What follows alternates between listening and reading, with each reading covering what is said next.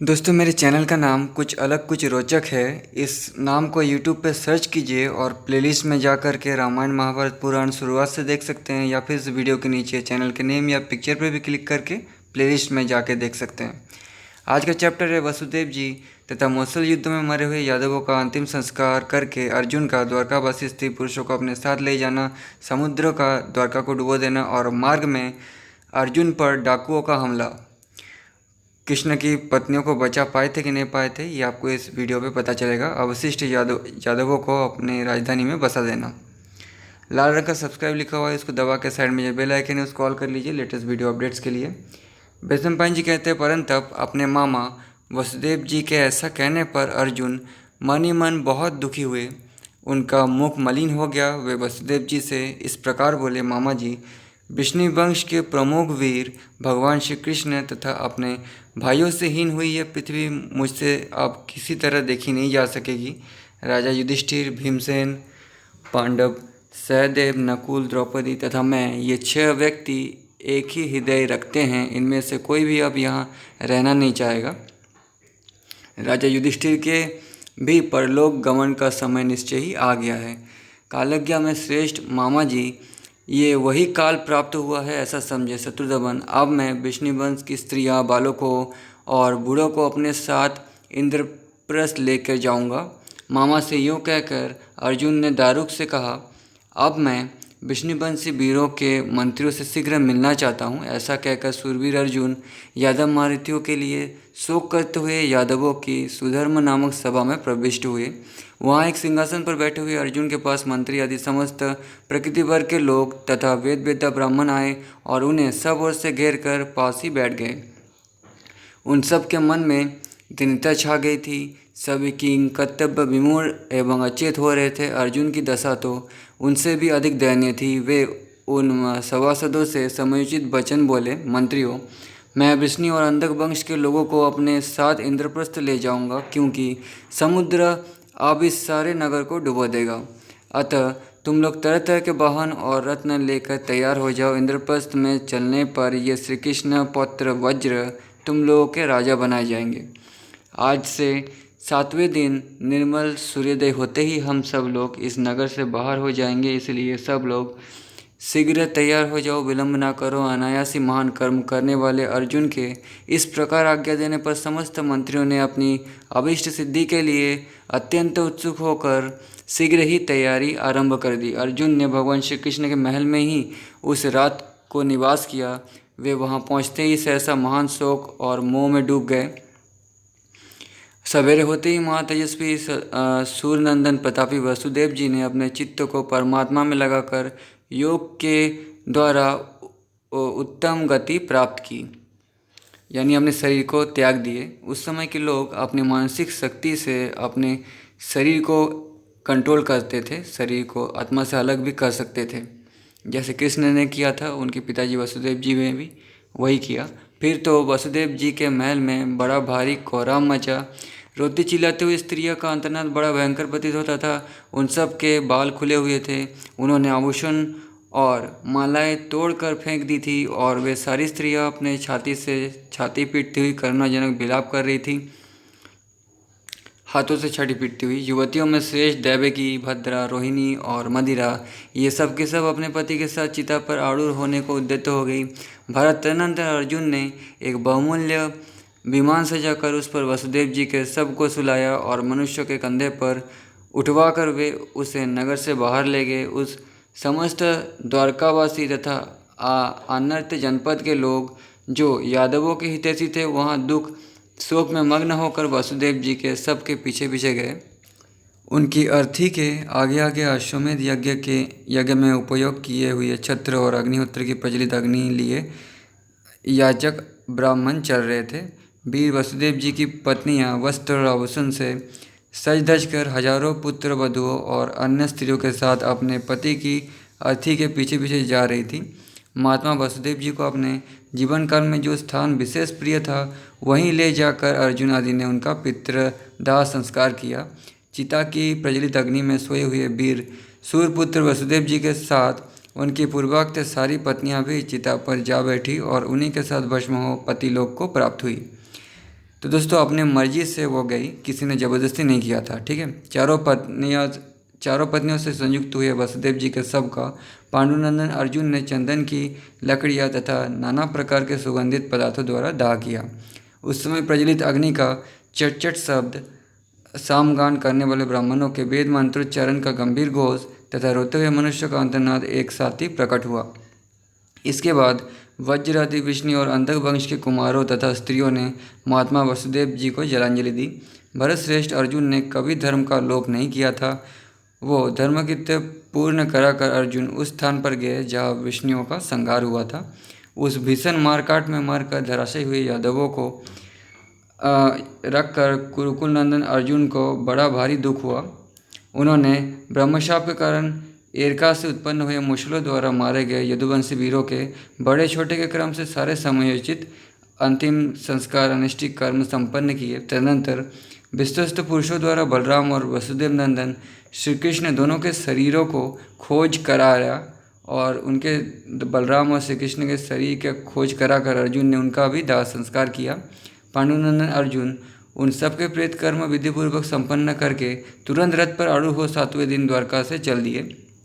उनके साथ घोड़े, बैल, गधे और ऊँटों से जुते हुए रथों पर बैठकर शोक से दुर्बल हुई विष्णुवंशी वीरों की पत्नियां रोती हुई चली। उन सब ने पांडुपुत्र महात्मा अर्जुन का अनुगमन किया। अर्जुन की आज्ञा से अंधकों और विष्णुओं के नौकर, घुड़सवार, रथी तथा नगर और प्रांत के लोग बूढ़े और बालकों से युक्त विधवा स्त्रियों को चारों ओर से घेर कर चलने लगे। हाथी सवार पर्वताकार हाथियों द्वारा गुप्त रूप से अस्त्र शस्त्र धारण किए यात्रा करने लगे। उनके साथ हाथियों के पादरक्षक भी थे। अंधक और विष्णुवंश के समस्त बालक अर्जुन के प्रति श्रद्धा रखते थे। वे तथा ब्राह्मण, क्षत्रिय, वैश्य, महाधनी, शूद्र और भगवान श्री कृष्ण की 16,000 स्त्रियां, ये सब के सब बुद्धिमान श्री कृष्ण के पौत्र ब्रज को आगे करके चल रहे थे।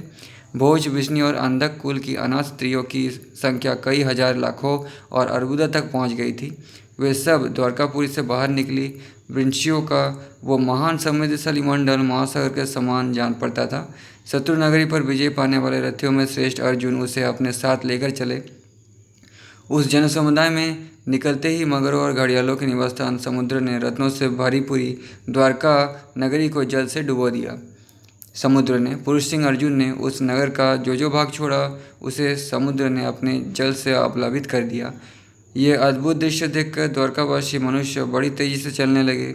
उस समय उनके मुख से बारंबार यही निकलता था कि देव की लीला विचित्र है। अर्जुन रमणीय काननों, पर्वतों और नदियों के तट पर निवास करते हुए विष्णुवंश की स्त्रियों को ले जा रहे थे।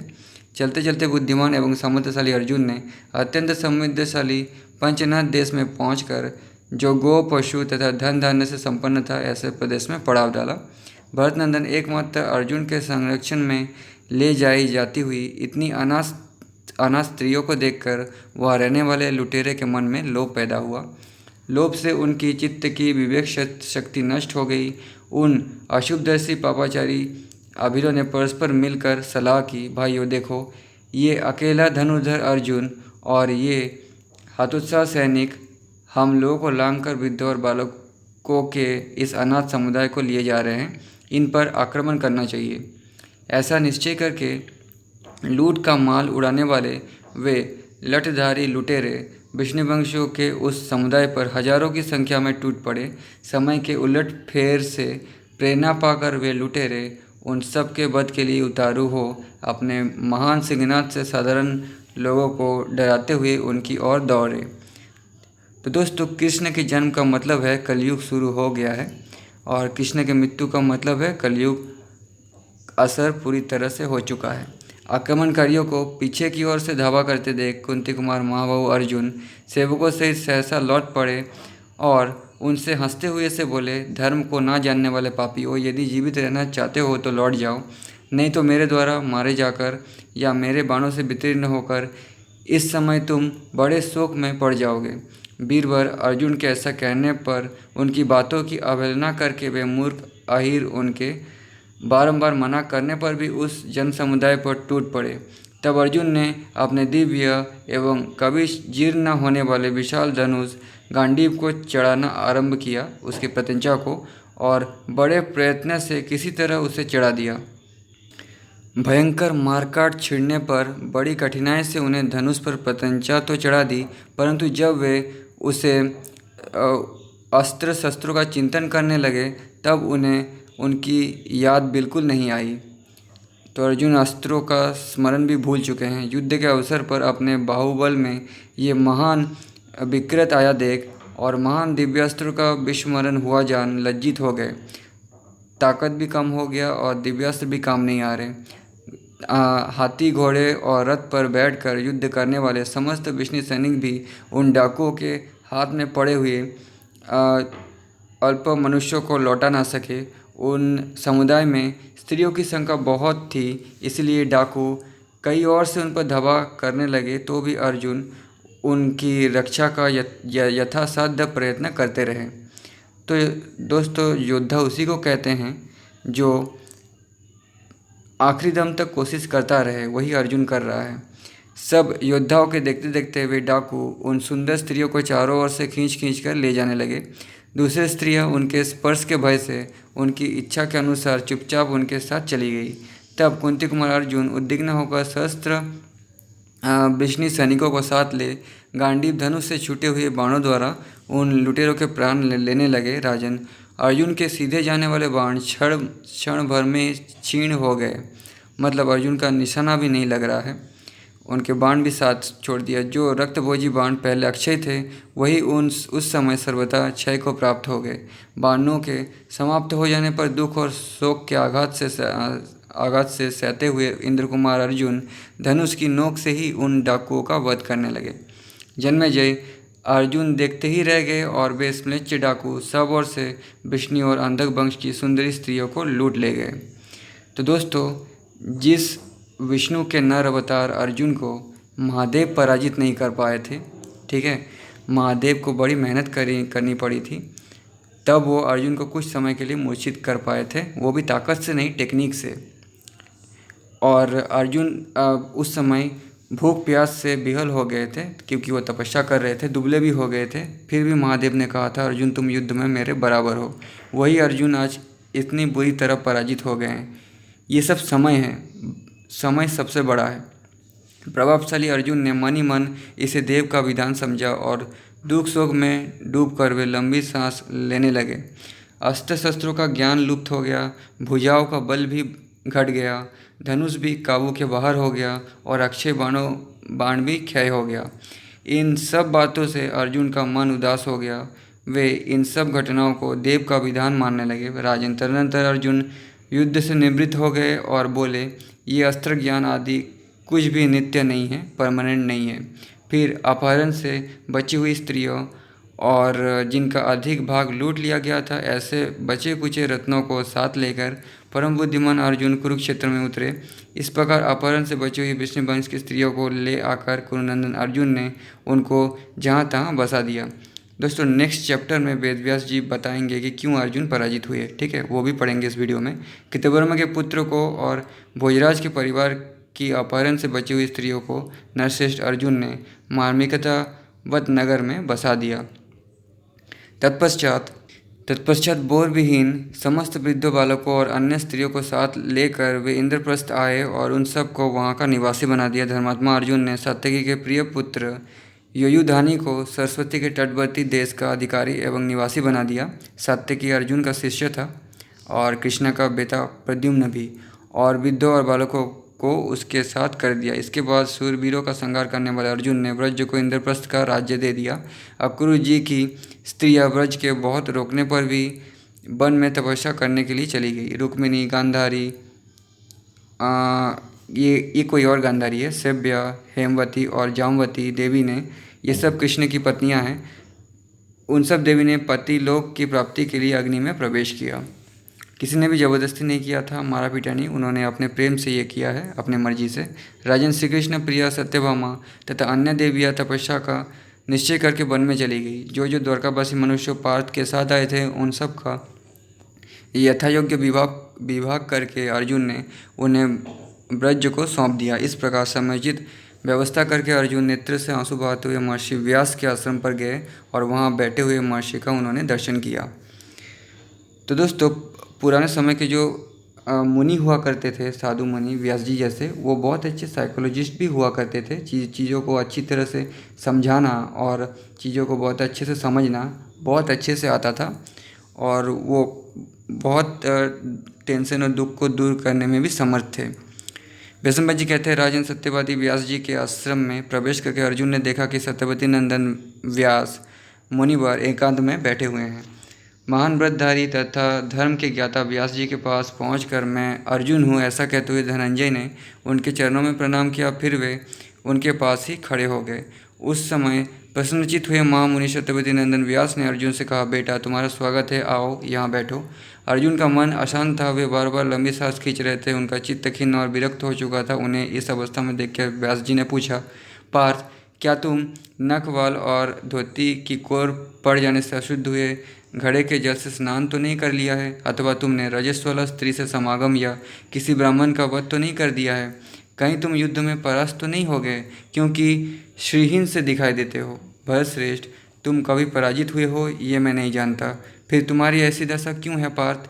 यदि मेरे सुनने योग्य हो तो अपनी इस मलिनता का कारण मुझे शीघ्र बताओ। अर्जुन ने कहा, श्रीमान बलराम और भगवान श्री कृष्ण देहत्याग करके अपने परम धाम को गए। देवताओं के भी देवता अमृत स्वरूप श्री कृष्ण के मधु वचनों को सुनने, उनके श्री अंगों का स्पर्श करने और उनको देखने का जो अमृत के समान सुख था, उसे बार बार याद करके मैं अपनी सुध बुध खो बैठता हूँ।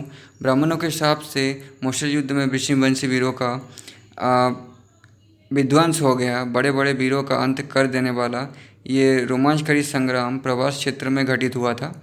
दोस्तों, ये ब्राह्मणों के शाप से नहीं, उनके कर्मों के कारण हुआ था। ब्राह्मण भोज, वृंशी और अंधक वंश के ये महामनुष्य शूरवीर सिंह के समान दर्पशाली और महान बलवान थे, परंतु वे गृह युद्ध में एक दूसरे के द्वारा मार डाले गए। वे गदा, परिघ और शक्तियों की मार सहते थे। परी के समान सुदृढ़ बाहु वाले यदुवंशी एरका नामक अस्त्र के विशेष के द्वारा मारे गए। ये समय का उलट फिर तो देखिए, अपने बाहुबल से शोभा पाने वाले 5 लाख वीर आपस में ही लड़ भिड़ कर मर मिटे। उन अमित तेजस्वी वीरों के विनाश का दुख मुझसे किसी तरह सहा नहीं जाता। मैं बार बार उस दुख से व्यथित हो जाता हूँ। यशस्वी श्री कृष्ण और यदुवंशियों के परलोक गमन की बात सोचकर तो मुझे ऐसा जान पड़ता है कि समुद्र सूख गया, पर्वत हिलने लगा, आकाश फट पड़ा है, अग्नि के स्वभाव में शीतलता आ गई। सारंग धनुष धारण करने वाले श्री कृष्ण भी मृत्यु के अधीन हुए होंगे, ये बात विश्वास के योग्य नहीं है। मैं इसे नहीं मानता। फिर भी श्री कृष्ण मुझे छोड़कर चले गए। मैं इस संसार में उनके बिना नहीं रह सकता। तपोधन, इसके सिवा जो दूसरी घटना घटित हुई है वो भी सुनिए। जब मैं उस घटना का चिंतन करता हूँ तब बार बार मेरा हृदय वितीर्ण होने लगता है। ब्राह्मण पंजाब के हरीरों ने मुझसे युद्ध ठान कर मेरे देखते देखते विष्णु वंश की हजारों स्त्रियों का अपहरण कर लिया। मैंने धनुष लेकर उनका सामना करना चाहा, परंतु मैं उसे चढ़ा ना सका। मेरी भुजाओं में पहले जैसा बल था वैसा अब नहीं है। महामुनि, मेरा नाना प्रकार के अस्त्रों का ज्ञान विलुप्त हो गया। मेरे सभी बाण सब ओर जाकर क्षण भर में नष्ट हो गए। जिनका स्वरूप अप्रमेय है, जो शंख चक्र गदा धारण करने वाले चतुर्भुज पीताम्बरधारी श्याम सुंदर तथा कमल दल के समान विशाल नेत्रों वाले हैं, जो महातेजस्वी प्रभु शत्रु की सेनाओं को भस्म करते हुए मेरे रथ के आगे आगे चलते थे, उन्हीं भगवान अच्युत को अब मैं नहीं देख पाता हूँ। साधु शिरोमणि, जो पहले स्वयं ही अपने तेज से शत्रु सेना को दग्ध करते थे, उसके बाद मैं गांडीव धनुष से छूटे हुए बाणों द्वारा उन शत्रु का नाश करता था, उन्हीं भगवान को आज ना देखने के कारण मैं विषाद में डूबा हुआ हूँ। मुझे चक्कर सा आ रहा है। तो दोस्तों, विष्णु के नर अवतार हार गए। इसका मतलब कुछ भी परमानेंट नहीं है और समय से बड़ा कुछ भी नहीं है। समय को एक्सेप्ट करना ही चाहिए। मुझे शांति नहीं मिलती है। देवकी नंदन वासुदेव वीर जनार्दन के बिना अब मैं जीवित नहीं रहना चाहता। सर्वव्यापी भगवान श्री कृष्ण अंतर्धान हो गए। ये बात सुनते ही मुझे संपूर्ण दिशाओं का ज्ञान भूल जाता है। मेरे भी जाति भाइयों का नाश तो पहले ही हो गया था, अब मेरा पराक्रम भी नष्ट हो गया। अतः शून्य हृदय होकर इधर उधर दौड़ लगा रहा हूँ। संतों में श्रेष्ठ मार्स है। आप कृपा करके मुझे ये उपदेश दे कि मेरा कल्याण कैसे हो। व्यास जी बोले, कुंती कुमार, वे समस्त यदुवंशी देवताओं के अंश थे। वे देवादिदेव श्री कृष्ण के साथ ही यहाँ आए थे और साथ ही चले गए। उनके रहने में धर्म की मर्यादा के भंग होने का डर था। अतः भगवान श्री कृष्ण ने धर्म व्यवस्था की रक्षा के लिए उन मरते हुए यादवों की उपेक्षा कर दी। मतलब जो हुआ है अच्छा हुआ है, जो होगा वो भी अच्छा होगा। कहने का मतलब जो हुआ है उसे भूल जाओ। ये एक पॉजिटिव थॉट दे रहे हैं वेद व्यास जी। कुरुश्रेष्ठ विष्णु और अंधक वंश के महारथी ब्राह्मणों के शाप से दग्ध होकर नष्ट हुए हैं, अतः तुम उनके लिए शोक न करो। उन महामनुष्य वीरों की भवितव्यता ही ऐसी थी, मतलब उनका कर्म ही वैसा था, कर्म के फल को बदला नहीं जा सकता, उनका प्रारब्ध ही वैसा बन गया था। यद्यपि भगवान श्री कृष्ण उनके संकटों को टाल सकते थे, तथापि उन्होंने इसकी उपेक्षा कर दी। श्री कृष्ण तो संपूर्ण चराचर प्राणियों से तीनों लोगों की गति को पलट सकते हैं, फिर उन महामनुष्य वीरों को प्राप्त हुए शाप को पलट देना उनके लिए कौन सी बड़ी बात है। वे स्त्रियां पूर्व जन्म में अप्सराएं थी, उन्होंने अष्टवक्र मुनि के रूप का उपहास किया था। मुनि ने शाप दिया था कि तुम लोग मानवीय हो जाओ और दस्युओं के हाथ में पड़ने पर तुम्हारा इस शाप से उद्धार होगा। यानी कहने का मतलब वो यही बोल रहे हैं इनडायरेक्टली कि दस्युओं के हाथ में पड़कर उन दस्युओं ने उन्हें मार दिया होगा या वो मर गई होंगी। उनकी आत्मा शरीर से अलग होने पर फिर वो अप्सराएं मुक्त हो गई होंगी, जैसे हमारा शरीर से आत्मा निकल जाने पर। इसलिए तुम्हारे बल का क्षय हुआ, डाकुओं के हाथ में पड़कर उस शाप से छुटकारा पा जाए, जिससे वे डाकुओं के हाथ से पड़कर उस शाप से छुटकारा पा जाए, इसलिए तुम्हारे बल का क्षय हुआ। अब वे अपना पूर्ण रूप और स्थान पा चुके हैं, अतः उनके लिए भी शोक करने की आवश्यकता नहीं है। मतलब जो हुआ है उसे भूल जाओ, आगे बढ़ो। जो स्नेहवश तुम्हारे रथ के आगे चलते थे, साथी का काम करते थे, वे वासुदेव कोई साधारण पुरुष नहीं, साक्षात चक्र गदाधारी पुरातन ऋषि चतुर्भुज नारायण थे। और उस ऋषि नारायण के एक जुड़वा भाई भी थे, ऋषि नर, और नर का ही दूसरा जन्म अर्जुन है और पुरातन ऋषि नारायण के दूसरा जन्म श्री कृष्ण है। दोनों विष्णु के अवतार हैं। मैंने बहुत सारे चैप्टर्स में पढ़ा है पहले। वे विशाल नेत्र वाले श्री कृष्ण इस पृथ्वी का भार उतार कर शरीर त्याग अपने उत्तम परम धाम को जा पहुँचे हैं। पुरुष प्रवर महाबाहु, तुमने भी भीमसेन और नकुल सहदेव की सहायता से देवताओं का महान कार्य सिद्ध किया है। कुरुश्रेष्ठ, मैं समझता हूँ कि अब तुम लोगों ने अपना कर्तव्य पूर्ण कर लिया, तुम्हें सब प्रकार से सफलता प्राप्त हो चुकी है। प्रभु, अब तुम्हारे परलोक गमन का समय आया है और यही तुम लोगों के लिए श्रेष्ठ कर है। भरतनंदन, अब जब उद्धव का समय आया है, तब इसी प्रकार मनुष्य की बुद्धि, तेज और ज्ञान का विकास होता है, और जब विपरीत समय उपस्थित होता है तब इन सब का नाश हो जाता है। धनंजय, काल ही इन सब की जड़ है। संसार की उत्पत्ति का बीज भी काल ही है, और काल ही फिर अकस्मात सबका संहार कर देता है। वही बलवान होकर फिर दुर्बल हो जाता है, और वहाँ एक समय दूसरे का शासक होकर कालांतर में स्वयं दूसरे का आज्ञापालक हो जाता है। तो समय ने ही कृष्ण के जरिए गीता बुलवाई थी। तुम्हारे अस्त्र शस्त्रों का प्रयोजन भी पूरा हो गया है, इसलिए वे जैसे मिले थे वैसे ही चले गए। जब वो उपयुक्त समय होगा तब वे फिर तुम्हारे हाथ में आएंगे। भारत, अब तुम लोगों की उत्तम गति प्राप्त करने का समय उपस्थित है। भरत श्रेष्ठ, मुझे इसी में तुम लोगों का परम कल्याण जान पड़ता है। वैश्वपन जी कहते हैं, जन्मेजय, अमित तेजस्वी व्यास जी की इस वचन का तत्व समझकर अर्जुन उनकी आज्ञा ले हस्तिनापुर को चले गए। नगर में प्रवेश करके वीर अर्जुन युधिष्ठिर से मिले और विष्णु और अंधक वंश का यथावत समाचार उन्होंने कह सुनाया। दोस्तों, नेक्स्ट चैप्टर महाप्रस्थानिक पर्व, पांडवों का स्वर्ग में जाना।